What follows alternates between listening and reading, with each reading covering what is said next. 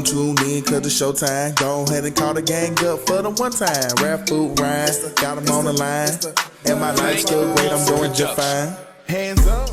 What's up, y'all, and welcome to the Blur Mob, your hub for all things black and nerdy. I'm your host, Phoop, joined by my co-host, Ryun. Today, we are here to give you guys our reaction to the My Hero Academia Vigilantes spinoff, airing April 2025. We're going to be giving our reaction to the trailer as well as some discussion. So as you know, me and Ryun are up to date with My Hero Academia. You can check out our season, I think it's, did we do a mob review for season 5? Or did we just do 6 and 7? We might have just did 6 and 7. Either way, make sure you stop by our channel in the Anime Hub section and check out our mob reviews for My Hero Season 7, and then you can go back and visit our review of Season 6. But just to give everybody a synopsis before we hop into the trailer reaction, Koichi Hamarari couldn't make the cut to become an official hero, so he uses his modest quirk to do good deeds in his spare time. Then one day, a fateful encounter with some local thugs leads him to a team up with 2 other unlikely heroes. None of them really know what they're doing, but they got the courage or foolishness to try. But they soon discover fighting evil takes more than just being brave. Okay, that's an interesting concept. Like, what do people do when they don't, like, they want to be a hero, but they don't qualify? Right. Okay. Let me share my screen here and we'll go ahead and get into it. Here we go, y'all. My Hero Vigilantes. I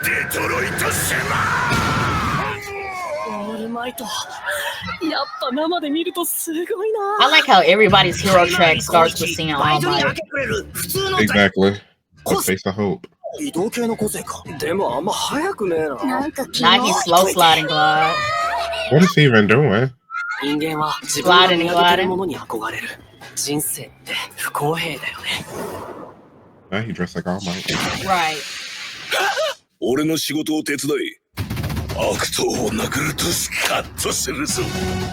あの時俺が思ったのは、もっとヤバいのが来た。だった。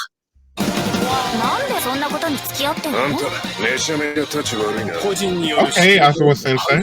強力な個性にプロしか。今更プロになんかなれっこない。そんなものは真の正義には全く関係ない。Okay, Engineer.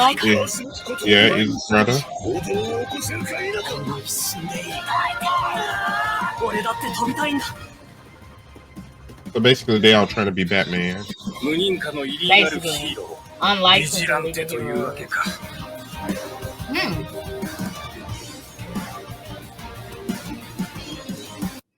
So first thing I want to say about this trailer, I love the fact that he has the default starting out vigilante suit. Like, it's just an All Might costume, like kind of how like Spider-Man costume was like he just had a hoodie and some tights. Even Miles Morales just had the shorts with the tights with the J's and the Spider-Man mask. Or even when Batman started fighting out, he didn't have like the full bat suit. I just love that. I feel like that his whole thing isn't, he didn't fully think it out. He just went outside and was like, I just want to, fight folks. Yeah, and it also shows, like, because our current heroes, they get supported. Like, the main cast of My Hero, like, oh, we made it to school.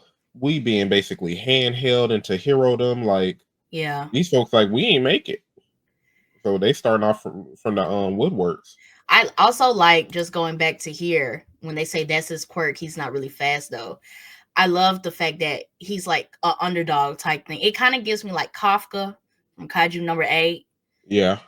Like, it's not like he has this super powerful quirk, but it's just, some details that he just wants to be a hero to the side. Like, nah, your quirk don't really do nothing, but you still want to strive to be a hero. This is like the opposite of Deku's thing. You didn't have nothing, but you were able to reach greatness. Right, like Deku got something. Right, he has something, but he just doesn't qualify.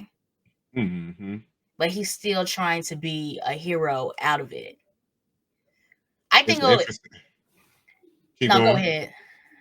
It's interesting to see. So, like, obviously, we're going to see some callbacks to some old heroes, but this only takes place, like, what, 4 to 5 years before the beginning of My Hero Academia? Where'd you see that at? I saw a few rumblings on Reddit and a few other sites. I'm trying to find it, trying to see the truth from it from the My Hero Academia Vigilantes wiki. But all I see is prequel. That's all I see. And that Okay, I they said it's a prequel to the main series that fills in gaps in the backstory and develops the lore of the My Hero Academia universe. So we finna see Aizawa Sensei. We finna see a few folks. Yeah, I see the Ingenium we saw is Ida's brother. It's not Ida. Right. They said, I'm seeing the Reddit comment. It says, I think Vigilante takes place 4 to 8 years before the main story. Okay, 4 to 8. Yeah. So that means that All Might is still a main player. Like, he's still like number one hero on his number one hero shit. I wonder how this works in relation to like One for All and some of the other things that's been like developing. Yeah, because it's weird. Because like prequels and sequels are kind of interesting. Like anime sequels, it's like it's kind of hard to and in everything, it's kind of hard to show us this big bad that is One for All, and then it's like, oh, we come over with a sequel and we got to be scared about the new villain, kind of like with Avengers. After we seen Thanos, who's going to be the next big villain? Mm-hmm. But a prequel that gives us the lore. I'm interested to see like how do they keep this interesting? Because what don't we know? You know what I mean? We learned. Are we going to care about some of these people? And that's a good point. I wonder who the big bad is, because they didn't show they showed them fighting against the heroes, because it might be on that thing of like, you guys are, because you are operating outside of the Hero League, we're going to automatically assume that you guys are on some fuck shit. But from our POV, we know you guys aren't on some fuck shit. So it's the conflict, you guys trying to be heroes, but the conflict is that the real heroes don't want you guys to do their job. Is it a politics thing in order? Like, there's certain money. Yeah. Is there some thing that you guys can't be vigilantes? Because the whole thing of like what I've been getting from My Hero is that anybody can be a hero as long as, you know, like you save some people, you got good resolve, anybody can be a hero. This is telling me like, if you don't qualify, you just can't go out in the street and beat up folks. Well, it makes sense because you got to think about it. 1A is, well, not 1A. Their school is like one of the best hero schools out there. So it's like we really saw like the privileged kids. Like, yeah, Deku may not be privileged. He's not privileged in comparison to everybody else. Todoroki is the son of one of the top heroes. A lot of these kids are like privileged. Like they're given a nice clear track and path towards being a hero. This guy's like, I suck. I ain't get accepted in the hero school. I'm going to regular high school. Right. He said, I'm a part-time college student. Like, he just go out. I'm at Chick-fil-A still saying my pleasure with my quirk, and it don't help me do nothing. I'm trying to slide and glide to the cars. They saying I'm not fast enough. Exactly. Like, it's a unique perspective. Like, how do the folks who are lackluster and average perform in this world? I think it would definitely get into like the politics of like the hero course and how you level up to be like one of the top heroes. And because you're absolutely correct. Like, as far as My Hero is concerned, we're seeing the privileged side of what it means to advance up when you're selected to be in the course. But if 80% of the population of people have quirks, what happens to the 80% who want to be heroes but just didn't qualify for UA? Exactly. Because like UA kind like the main franchise My Hero does go into depth of like the heroes who ain't the best, they become sidekicks. But even the sidekicks got some skills, they have some abilities, but what about the real trash abilities? Yeah. What happens to those people? Like the people who squirt water, but they can't actually like shoot enough water to where it could like put out a fire. Like, what do you do with them? You just say, go work in an aquarium? I wonder if, because we talk, you know, we shit on grape juice all the time in My Hero. would this series be a stepping stone into why they let in heroes like Grape Juice and UA?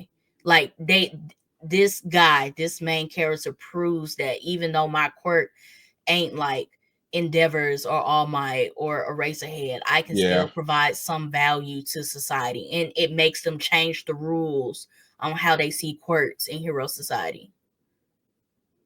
It could probably just show more depth about like, oh, if you didn't have a certain level of firepower, kind of like on some solo leveling stuff. Yeah. If you were E rank, you ain't becoming no hero, bro. Get out of here. Yeah.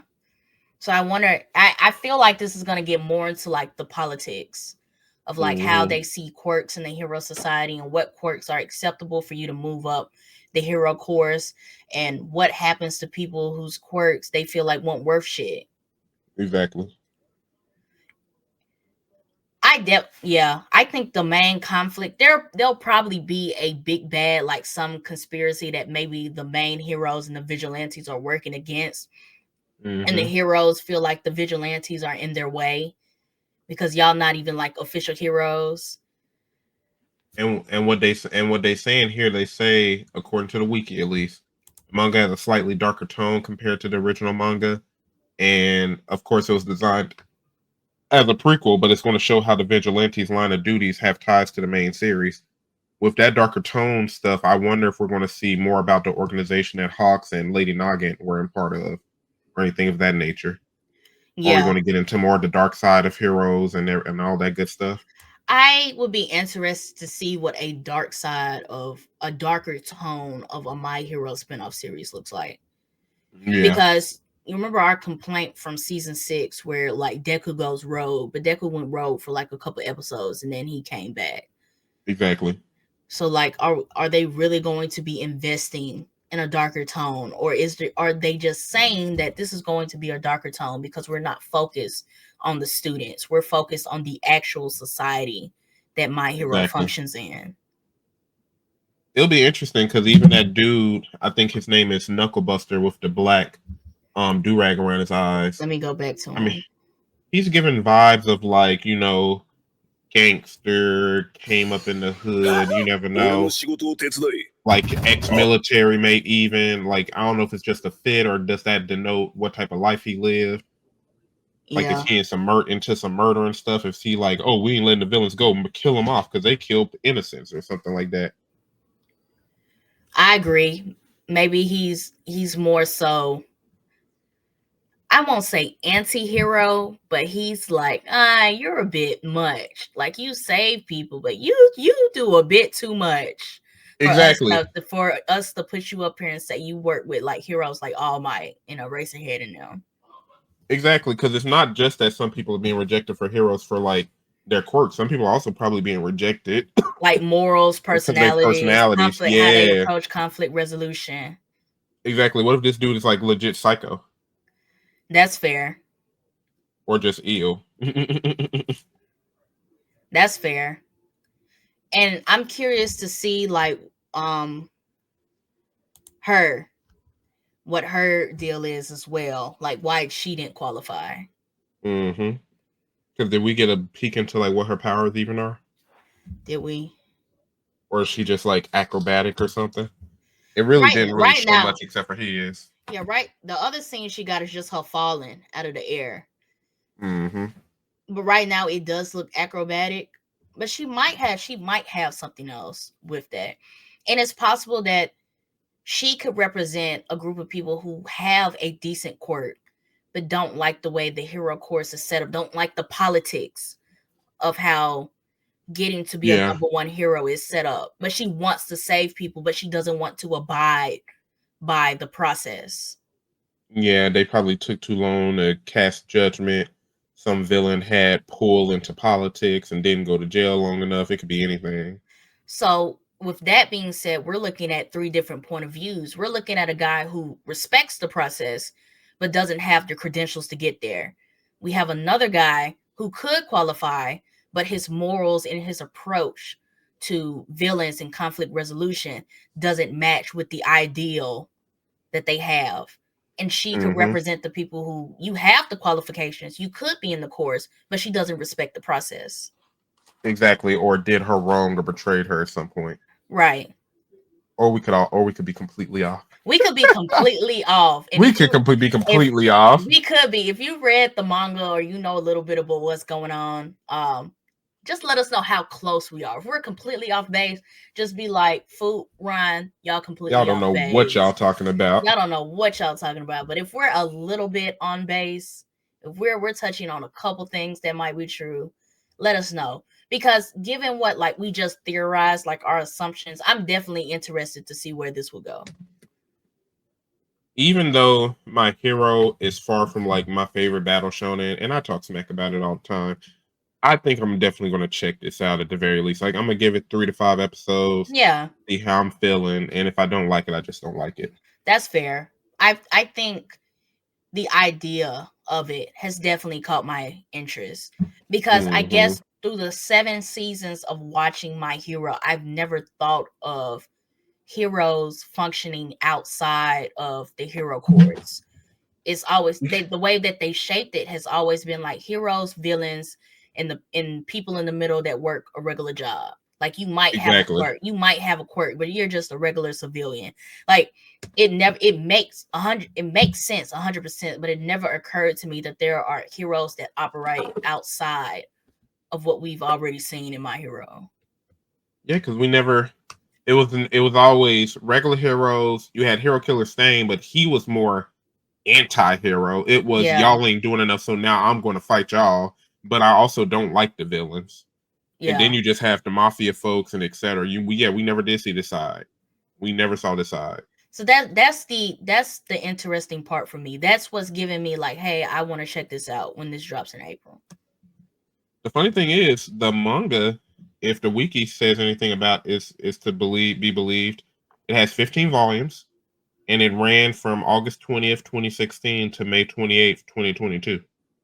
So one thing I am interested to see, because the My Hero manga, mainline manga, just ended, how much of My Hero is going to tie into this versus how much was left out, or because like what if the mangaka didn't know the ending he had envisioned for the original mainline, and how much of it's going to tie to Vigilantes, or does Vigilantes utilize characters that we didn't even pay attention to in OG My Hero that we're going to get access to now?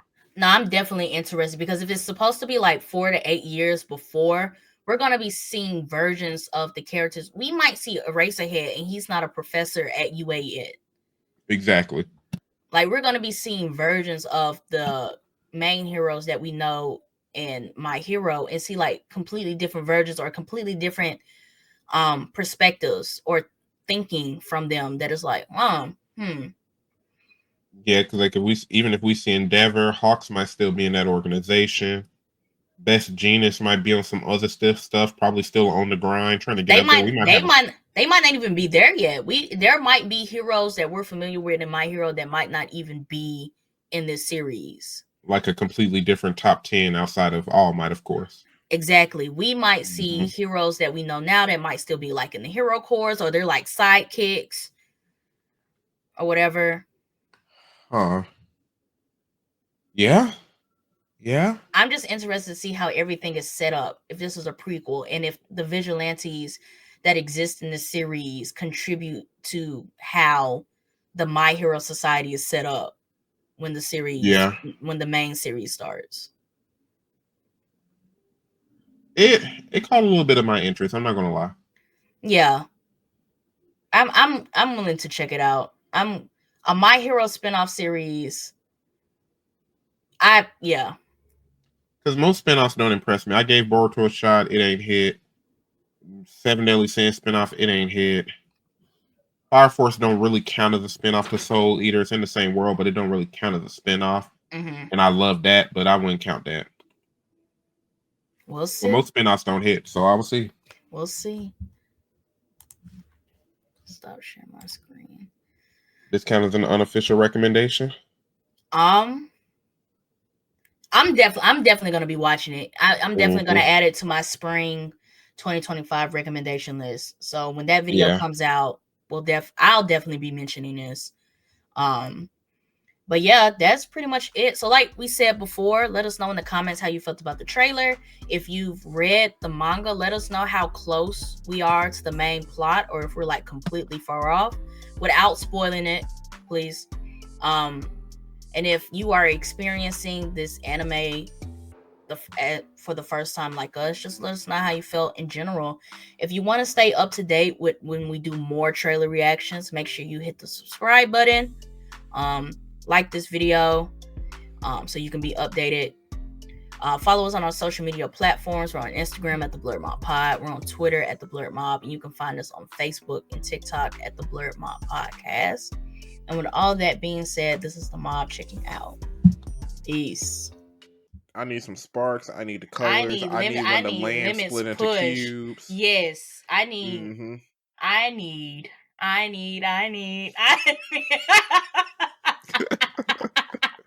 Oh my god. I need some ass whoop.